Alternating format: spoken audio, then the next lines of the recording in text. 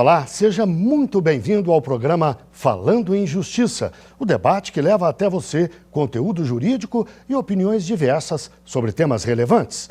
Hoje faremos a retrospectiva de 2020, um ano marcado pela pandemia da Covid-19, que desencadeou uma crise sem precedentes na história recente da humanidade.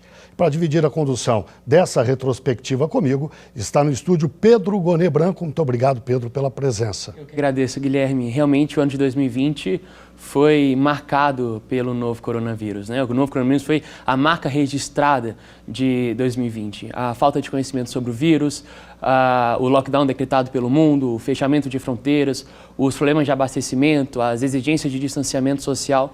Todos esses elementos transformaram a crise sanitária em uma crise global que ninguém podia imaginar. E nada mais justo que discutir a repercussão médica, econômica, política e jurídica da pandemia. Muito bem, para debater o tema, nós recebemos via Skype o doutor em economia José Roberto Afonso e também o doutor em direito pela Universidade de Harvard, Daniel Vargas. Muito obrigado aos dois pela participação no programa. Eu começo com uma pergunta para o doutor José Roberto. Doutor, o senhor é um dos principais estudiosos do chamado orçamento de guerra, que foi adotado por meio de emenda à Constituição em maio deste ano. No que consiste exatamente esse orçamento de guerra e quais as repercussões dele no combate ao novo coronavírus? Grato aqui pela oportunidade. A ideia do orçamento de guerra é você, mais do que apenas uma lei com dotações orçamentárias, é você criar um regime fiscal extraordinário, à parte, para uma guerra. Esse é enfrentamento dessa pandemia, uma guerra, um inimigo, aliás, invisível, e que, como tal, exige um esforço atípico. Você provavelmente tem que financiar essas ações com dívida pública, até porque a sua atividade econômica diminui, a sua arrecadação diminui, e, acima de tudo, você precisa fazer gastos extraordinários. Particularmente na área de saúde, você tem que contratar em regime de urgência. Então, o que se pretende com o orçamento de guerra é que este processo, este regramento e também, sobretudo, a apresentação das contas públicas decorrente desse esforço seja apresentado em separado do que é o orçamento de paz, ou seja, do que é o seu orçamento público, o que é a administração pública do seu dia a dia. Eu acho que foi uma iniciativa que é bom destacar do Congresso Nacional Brasileiro, sem pedido do Poder Executivo. O Poder Executivo não tinha pedido nada, e o Congresso deu, acho que, esse presente, digamos assim, para o governo federal brasileiro, para ele poder ser mais ágil na sua gestão da crise. Eu acho que poucos outros países no mundo fizeram isso. Aliás, poucos outros países no mundo, o Congresso continuou trabalhando no início da pandemia por teletrabalho, como o brasileiro, e decidindo em um tempo muito curto como o do orçamento de guerra. Acho que essa foi uma iniciativa e um simbolismo muito importante. Agora, se o governo usou desse recurso, aí é outra discussão. E na avaliação do senhor, o orçamento de guerra ainda seria necessário para 2021? Eu, pessoalmente, aliás, está escrito lá na emenda constitucional que enquanto você tiver uma pandemia internacional, decretada como tal e aceita pelo Congresso e reconhecida pelo Congresso Nacional, o orçamento de guerra está sendo aplicado, ou seja, está disponível na mão do Executivo. Infelizmente, não tem calendário e nem também obedecem a atos administrativos ou atos legislativos. Uma calamidade decorre de um imprevisto, neste caso, de uma pandemia, e você não consegue tabelá-la.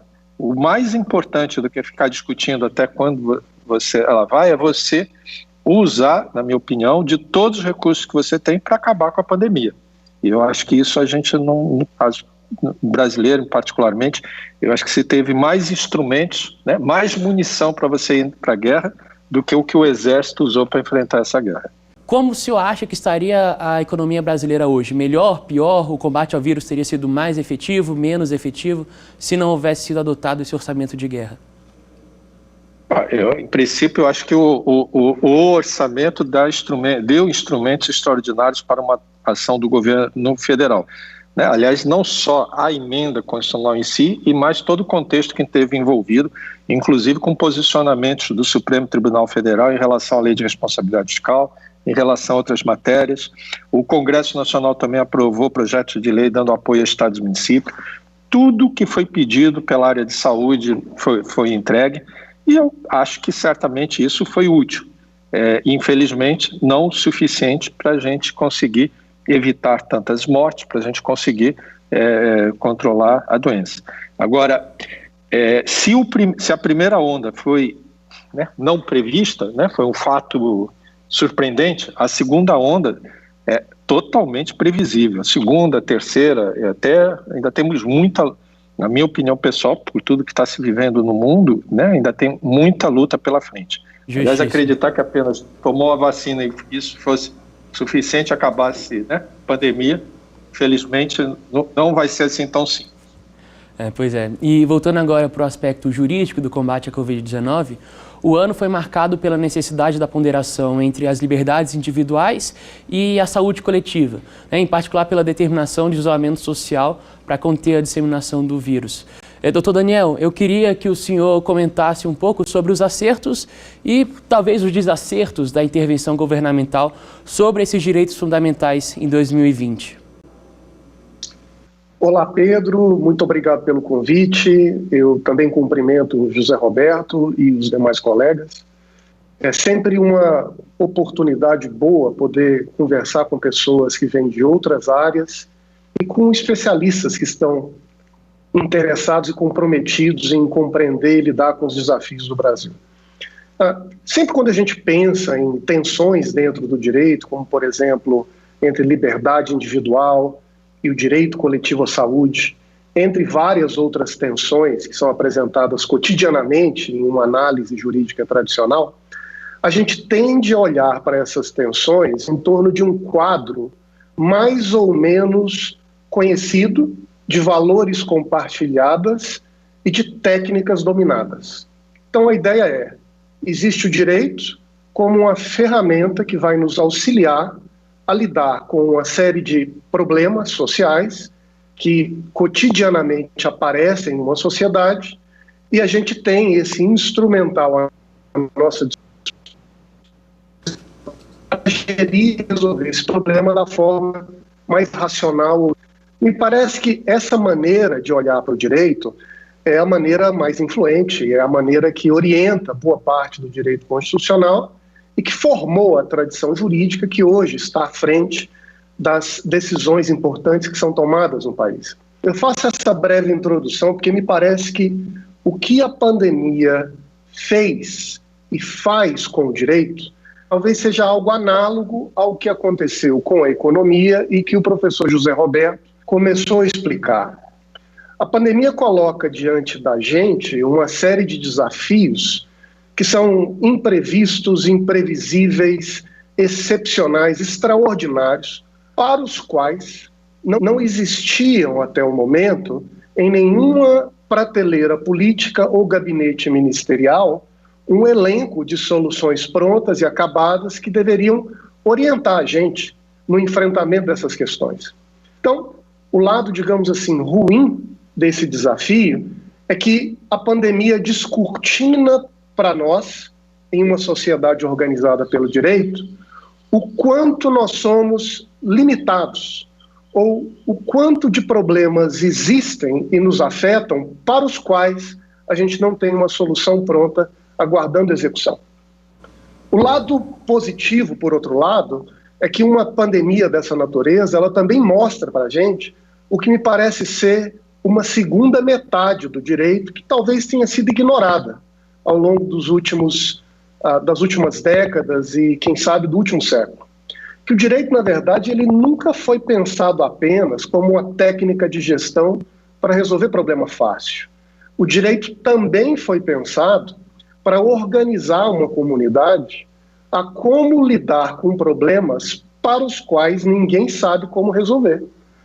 Problemas que não podem ser facilmente categorizados como problemas morais ou como problemas econômicos, solucionáveis apenas por uma técnica de racionalização de cálculo, mas problemas que exigem de uma comunidade a inovação, a criação de soluções, assim como a ciência faz quando lida com um problema para o qual a gente não tem uma vacina pronta, vamos experimentar, testar, desenvolver e assim expandir o horizonte do conhecimento para resolver um problema que está dado.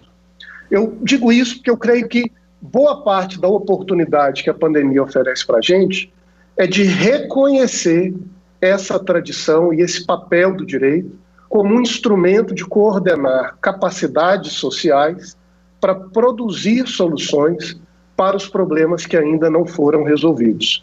E nesse aspecto eu creio que o Brasil e o judiciário, a tradição jurídica no nosso país, ela amadureceu, avançou, está aprendendo, está errando, mas, espero eu, pode sair mais forte depois de tudo isso. A minha próxima pergunta é para o doutor José Roberto e é sobre o auxílio emergencial. Ele ou foi uma das políticas econômicas que marcaram 2020. Eu pergunto, quais os impactos dessa medida para a economia como um todo, e quais as consequências que nós podemos esperar desse auxílio para a macro e para a microeconomia já para o ano que vem, doutor José Roberto? O auxílio emergencial foi mais importante até para a sociedade do que a economia em si, para você poder dar uma resposta de manter as mínimas condições de vida para muitos brasileiros que perderam não apenas emprego, né, porque nesse caso você até tinha um seguro-desemprego para atender, mas sobretudo perderam suas fontes de renda.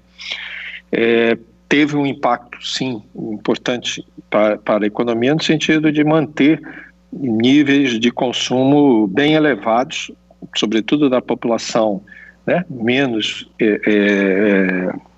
aquinhoada, que passou a ter uma renda e naturalmente, tudo que sobretudo os mais pobres ganham, eles acabam gastando e isso ajudou a mover o comércio. Tem um custo, óbvio, né?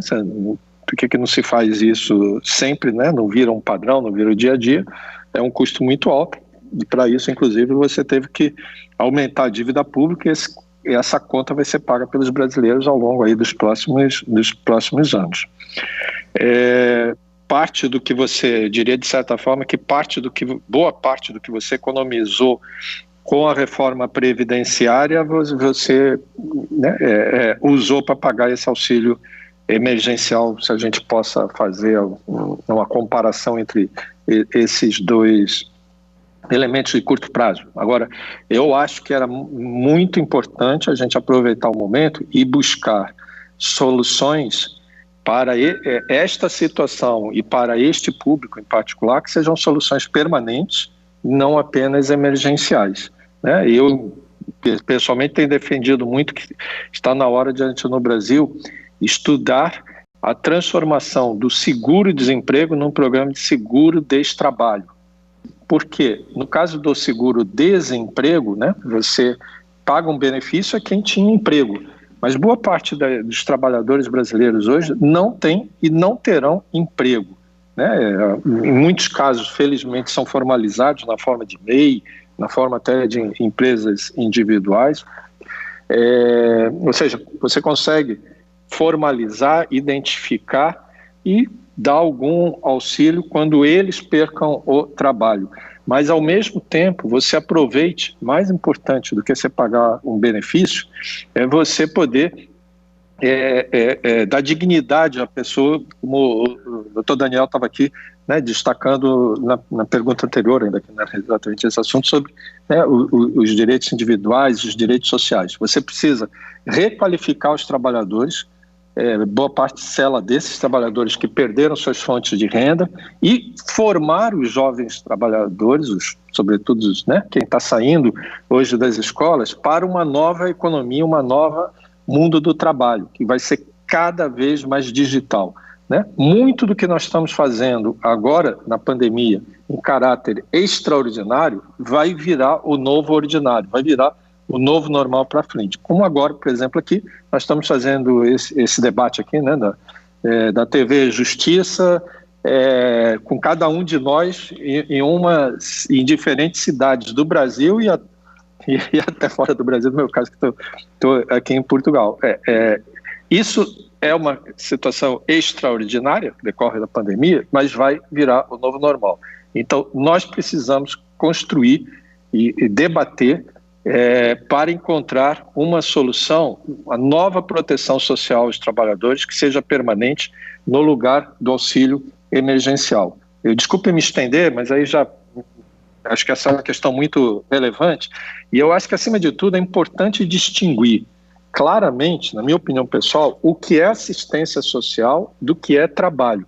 Né? Assistência social você faz com o Bolsa Família e você paga o Bolsa Família para os mais pobres e que não têm condições de trabalhar. Você imagina uma mãe solteira com 5 crianças, né, num país que não tem creche. Quer dizer, como é que você vai dizer assim, não, olha, vem cá, você vai trabalhar para sustentar seus filhos, mesmo que ela queira, não pode, né?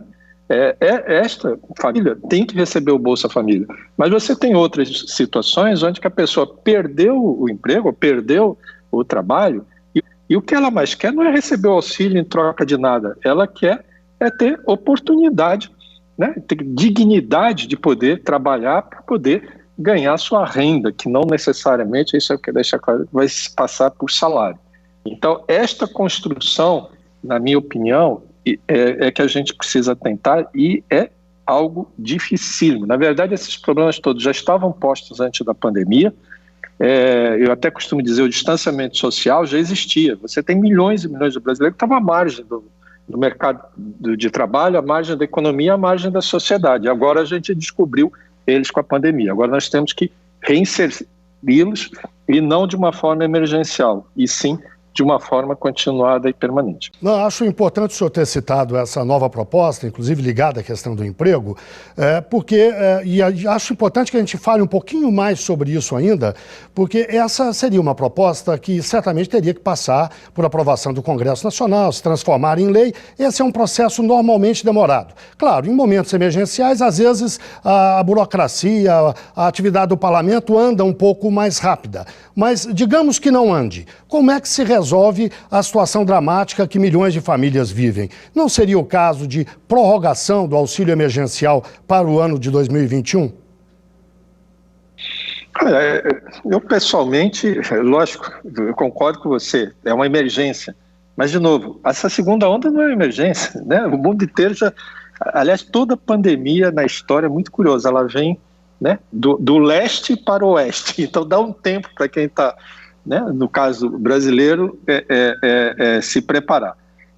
Segundo, se você me permite discutir, o Congresso brasileiro e, em particular, a Justiça, sobretudo a STF, tem sido muito rápido. Aliás, como eu disse, eu acho que poucos países no mundo aprovaram uma emenda constitucional no meio da pandemia, e não uma emenda apreciada em 7 dias. Toda matéria muito relevante, que envolveu a pandemia, que o governo pediu, que os governos estaduais e municipais pediram, seja o Congresso Nacional, seja o Judiciário se posicionaram.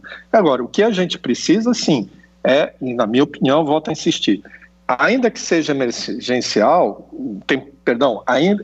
não seja emergencial, seja temporária, mas seja apontando um caminho permanente, né? Porque este problema vai continuar depois, né, da pandemia. O problema de quê? Da falta de trabalho, né, da falta de renda de boa parte dos trabalhadores brasileiros, é um problema que já estava dado. Né? Volto a insistir, milhões e milhões de pessoas que viviam, né, à margem da sociedade, né, catando latinha, né, lixo. Você tem que encontrar uma solução permanente para eles. E eu só acho assim, não adianta eu só pagar um auxílio e não promover novas ações, né? Eu tenho que, por exemplo, a gente tem algo fantástico no Brasil, na minha opinião, o Sistema S, que tem uma rede enorme que envolve de ensino profissionalizante, né? Você tem várias ações dos governos estaduais e municipais. Nós temos que integrar isso tudo, ter uma política nacional.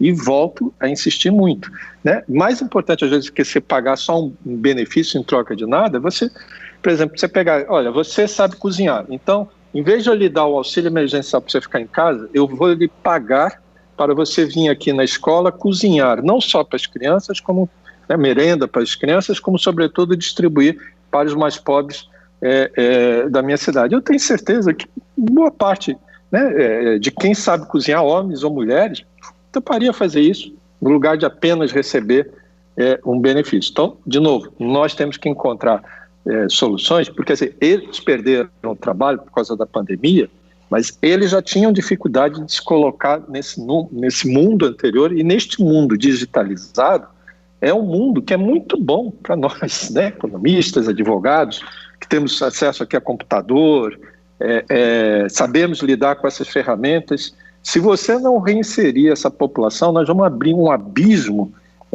muito maior, seja em relação aos mais pobres, por exemplo, seja questão de gênero é fundamental, né? Porque as mulheres na nossa sociedade são obrigadas, pena que a doutora aqui não pôde participar, mas imagina, você tem que cuidar de casa, como se cuidar de casa fosse só a tarefa, né, feminina.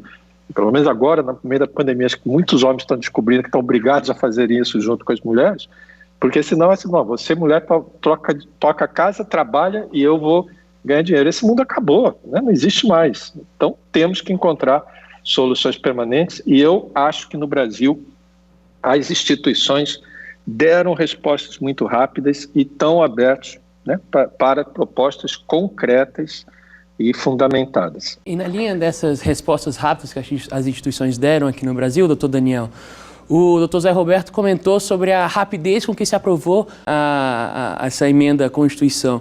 E a Constituição é o cerne do nosso ordenamento, tanto que há uma previsão de um processo específico e mais delongado para se alterar.